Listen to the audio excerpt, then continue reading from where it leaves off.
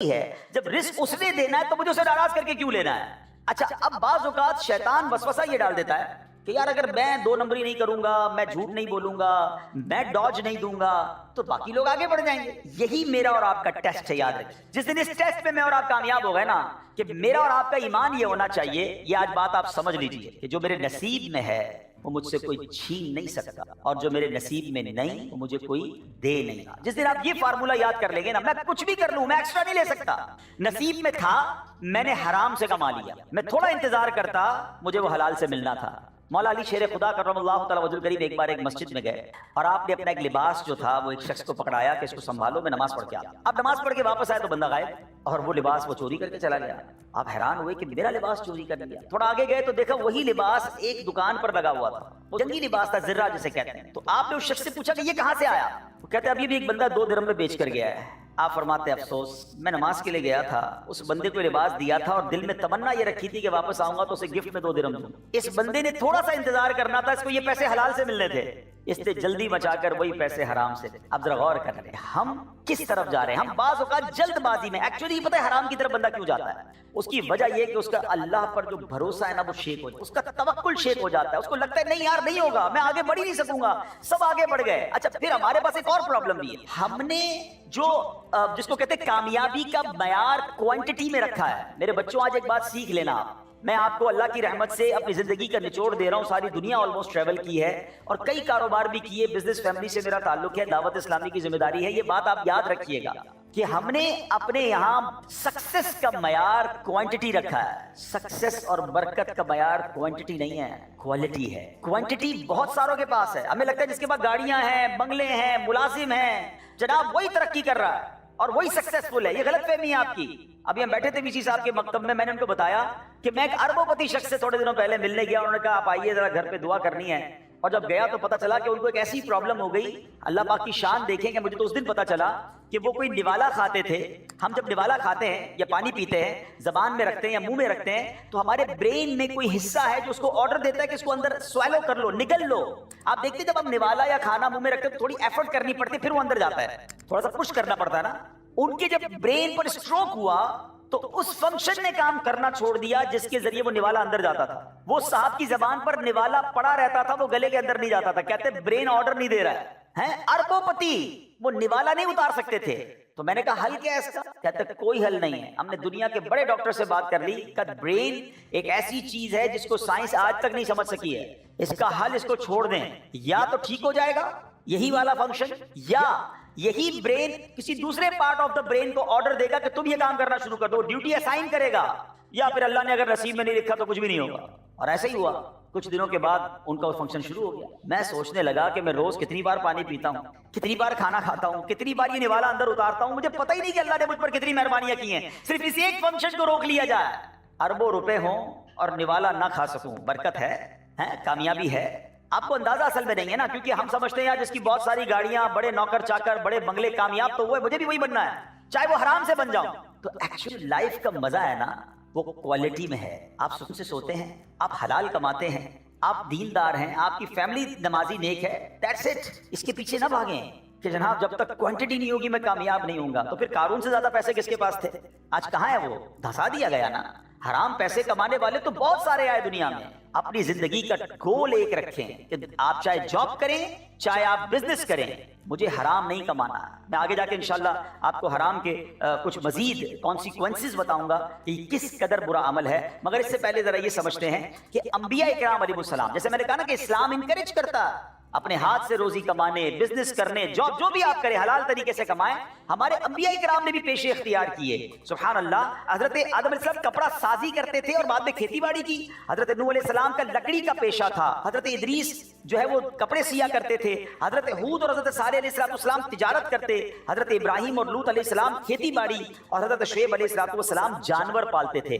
حضرت موسیٰ کلیم اللہ ہیں مگر بکریاں چراتے تھے۔ حضرت داؤد علیہ السلام یہ فوجی سامان بناتے تھے جو لوہے سے کپڑے بنائے جاتے ہیں۔ یعنی آپ سوچیں کہ اللہ کے انبیاء ہیں مگر پھر بھی کام کیا۔ اس سے 2 چیزیں سیکھنے کو ملتی ہیں کہ کام کوئی بھی غلط نہیں ہوتا، کام کوئی چھوٹا نہیں ہوتا، حلال ہے As far as it's halal, let's do it.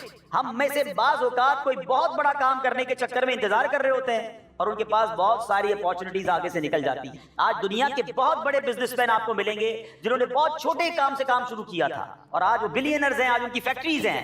انہوں نے یہ نہ سوچا کہ میں جب تک جناب بڑا کام نہیں ملے گا میں چھوٹا بھی نہیں کروں گا. کام چھوٹا کوئی نہیں ہوتا, اگر حلال ہے تو اللہ پاک مدد فرماتا ہے. بلکہ روایتوں میں آتا ہے کہ بندہ حلال روزی کمانے کے لیے اگر کسی ایسی جگہ پر کھڑا ہو جو ذلت کی جگہ ہے, اس کے گناہ ایسے جڑتے ہیں جیسے خزاں کے اندر درختوں کے پتے جھڑتے ہیں. اس میں آپ نے گھبرانا نہیں ہے. زندگی میں اگر کبھی موقع ملے اور آپ کو لگتا ہے بہت اسمال بزنس ہے, آپ کے پاس سرمایہ کم ہے, یہ نہ دیکھیں لوگ کیا کہیں گے. آج اصل میں اس پرابلم کی وجہ سے کہ یار میرا اسٹیٹس نیچے آ جائے گا اور لوگ اپنا بھرم باقی رکھنے کے لیے حرام کما رہے ہوتے ہیں, سود کے اوپر اپنی پوری بنیاد کھڑی کرتے ہیں کہ تاکہ میرا اسٹیٹس باقی رہے. آپ نے اس کی طرف نہیں جانا ہے. زندگی کا آپ نے ٹارگٹ یہ رکھنا ہے کہ میں نے حلال کمانا ہے. اور اللہ اکبر, اب جو میں حدیث سنانے جا رہا ہوں یہ میرے بیان کا عطر ہے. اگر آپ کو میں یہ کہوں کہ اسلام اور تجارت ایکچوئل کیا ہے تو سبحان اللہ, سرور کائنات علیہ الصلوۃ والسلام نے اسے ایک حدیث میں پورا فلسفہ بیان کر دیا. چاہے تو اس کو غور سے سن لیں اور چاہے تو اس کو نوٹ کریں.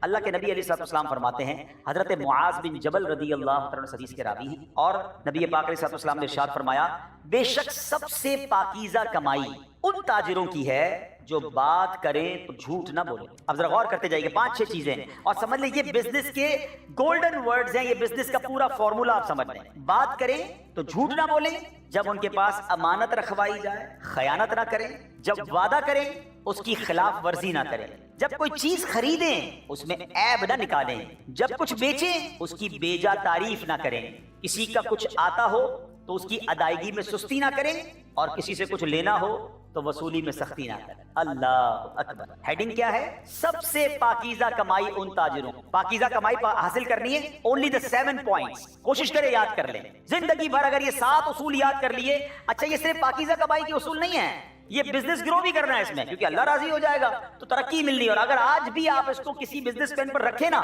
اور اگر یہ 7 پر وہ عمل کر رہا ہے, آپ دیکھیں اس کا بزنس گرو کر رہا ہوگا, وہ کامیاب بزنس مین ہوگا. غلطی یہی ہو جاتی ہے. نمبر 1 کیا فرمایا؟ پاکیزہ کمائی کس کی؟ بات کریں جھوٹ نہ بولیں. آج کتنا جھوٹ بولتے تاجر ہیں, اللہ کی قسم خریدی اتنے کی ہے, میں نے تو لیا ہی اتنے کا ہے. بندہ کہا یار میں مارکیٹ میں چیز لینے گیا, اس نے کہا قسمیں کھا رہا تھا 1000 روپے کی ہے, تھوڑی دیر بعد 800 میں اس نے مجھے دے بھی دی. کیوں ایسا کیا؟ مال تو بک گیا مگر آپ کی روزی تو حرام ہو گئی نا, یا ناجائز ہو گئی, یا گناہ کیا آپ نے. جھوٹ نہیں بولنا ہے تجارت میں. فرمایا امانت رکھی جائے تو خیانت نہ کرے. یہ بہت بڑا مسئلہ ہے. حساب کتاب میں ڈنڈی مار رہے ہوتے ہیں, کوئی چیز کوئی بھول جائے تو بندہ کہتا ہے چلو وہ بھول گیا میری ہو گئی. نہیں, مومن امین ہوتا ہے. اللہ کے نبی علیہ الصلوۃ والسلام نے بھی تجارت کی ہے, یاد رکھیے گا. آپ کو کس چیز کی کمی تھی؟ آپ تو دعا فرماتے جنت کی نعمتیں آ جاتی. یہ ساری کائنات بنائی آپ کے لیے گئی ہے نا. ہی از the reason of the all creation. آپ تو وجہ تخلیق کائنات تھے, مگر تربیت کیا ہوئی ہماری کہ آپ نے بھی بزنس کیا, آپ نے بھی رزق حلال کے لیے کوشش کی. تو آپ کو لوگوں نے کیا کہا اس کے بعد؟ امین. آپ صادق تھے, امین تھے. سچ بولنے والا کیا ہوتا ہے؟ صادق ہوتا ہے نا. پہلا اصول کیا؟ جھوٹ نہ بولیں. تو اس کا مطلب صادق ہونا چاہیے بندہ. دوسرا اصول کیا بیان کیا؟